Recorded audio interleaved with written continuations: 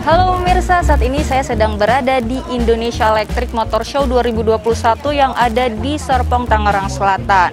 Kemudian Anda bisa lihat motor yang ada di belakang saya ini bukan merupakan motor tua biasa loh pemirsa. Kenapa? Jadi kita langsung tanyakan aja kepada Bapak Kepala Program Inovasi Kendaraan Bermotor Listrik dan Charging Station BRIN B2PKE Ganesha Trichandrasa.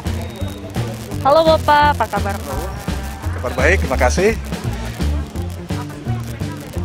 Oh iya, ini yang spesial adalah ini platformnya masih motor tua ya. Motor tua, kemudian tapi untuk istilahnya trending mengikuti zaman, motor listrik dan sebagainya. Nah, akhirnya kita konversi juga. Kalau pertahankan pakai motor bakar biasa, yang paling umum adalah kalau udah tua begini asapnya kemana-mana nih. Pertama itu, kedua berisik, dan sedikit-sedikit harus setting karburator lagi, ganti oli tiap sebulan 2 bulan. Itu suatu pekerjaan yang cukup capek juga ya buat orang-orang yang sibuk. Nah, akhirnya saya coba beranikan diri, saya konversi sendiri di garasi rumah dan sebagainya. Jadilah motor ini gitu.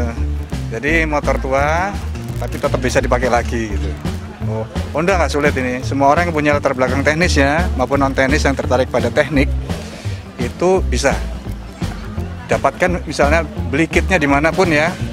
Sudah ada petunjuknya di YouTube dan mana-mana tuh ada petunjuknya. Silakan pelajari itu, kemudian konversi sendiri bisa, nggak ada masalah. Dan itulah kelebihan dari kendaraan bermotor listrik. Semua orang bisa membuat kendaraan bermotor listrik. Nah itu.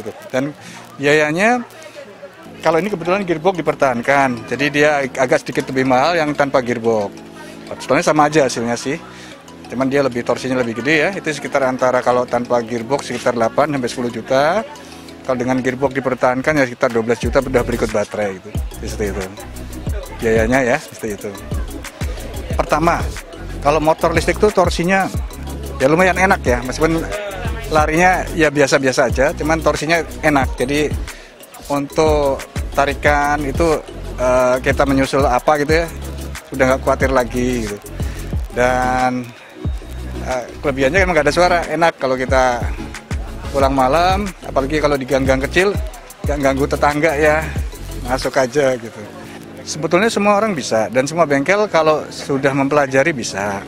Cuman nantinya akan harus disertifikasi, karena pertama untuk kalau korsleting masangnya keliru ya, kemudian baterainya juga salah pasang, itu juga berakibat berbahaya. Makanya pemerintah punya program namanya program konversi ya.